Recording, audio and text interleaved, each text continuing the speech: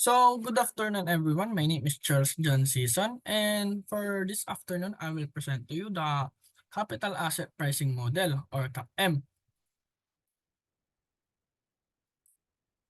Next.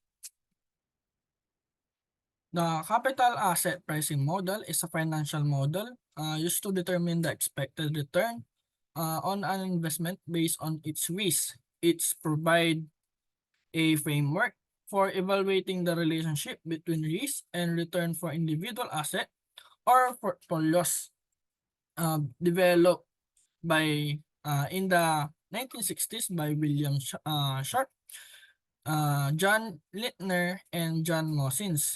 CAPM is widely used in finance for various applications, including asset pricing, portfolio management, and investment analysis. So the CAPM approach in measuring the cost of equity is estimated. KE stands for cost of equity, RF for risk-free rate of return, B for beta, and RM for market risk premium. So RF, the risk-free rate is the return expected from an investment that carries no risk of financial loss, typically represented by the government bonds yields. It serves as a baseline return that investors can earn without taking in risk. For KE, this represents the return that investors anticipate receiving from holding a particular asset. In CAPM, the expected return of an asset is calculated as the sum of the risk rate um, and the risk premium. Next is beta. Beta measures the sensitivity of an asset returns to changes in the overall market returns.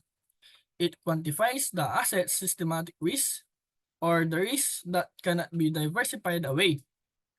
Beta greater than 1 indicates the asset is more volatile than the market, while beta less than 1 suggests lower volatility.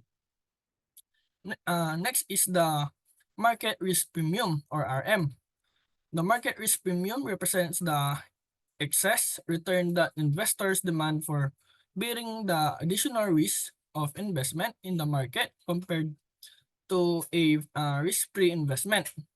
It is calculated as the difference between the expected return of the market and the risk-free rate.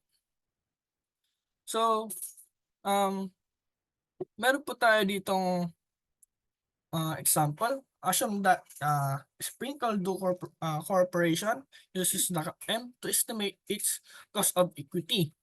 The treasury bill rate at the time of estimation is 8% with a beta of 1.2 and the expected return of the market is 15%.